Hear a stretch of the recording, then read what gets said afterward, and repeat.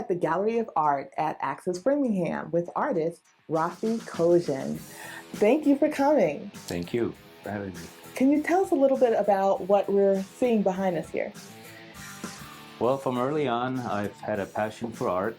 I went to architecture school and I did my bachelor's degree in art history, but my passion always lied in art, drawing, and painting. And since moving to Ashland 2.5 years ago, I've managed to associate myself with the Framingham Art Guild, where they are the most wonderful people I've ever known in my life. They're so supportive, both artistically and socially, and they always keep you moving forward. And that's what I enjoy about this area mostly. And besides that, I've had very great feedback from Amazing Things, Premier Image Gallery, various food establishments, and so on. And this is a great starting point for me. Now, you describe yourself as a self-taught artist, but you've actually have formalized training in architecture from Whitworth, as well as Illinois Institute of Technology and Boston University. Correct.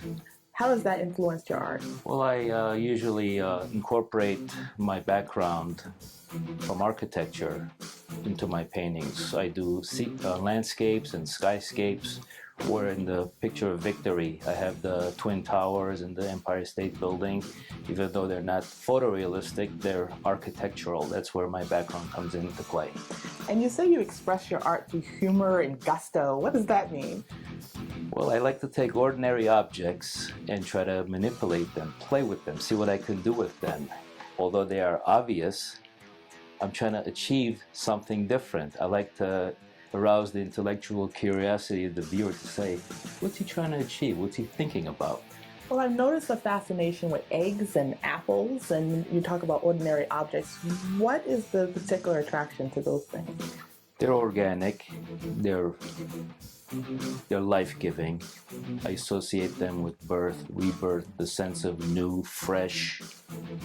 That's what it is. And how has the Metro West artists in this area influenced your particular genre? Well, they're very competitive. They keep you going. They're always encouraging me to create new paintings, and it's a friendly competition, but like I said, they're very supportive.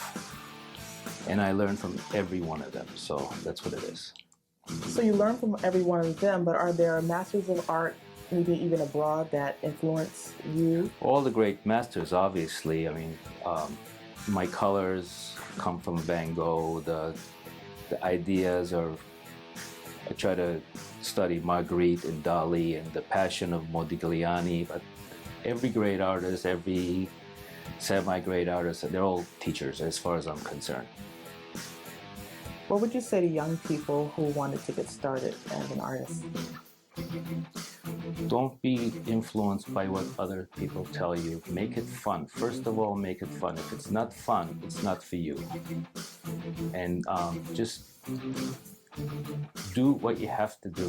Because art, I've never seen a canvas yell back at me yet. So it's an inanimate object. It's not brain surgery. Just have fun and do it. And every time you put the paintbrush on the canvas, you're learning something new automatically.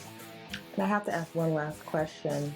You talk about thinking in this, that you spark the thinker. How?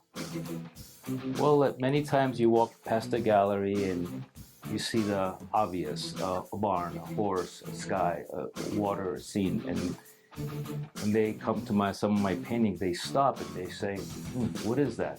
I know it's an apple, but what's it doing with chains on it or some other objects? That's where the thinking comes in.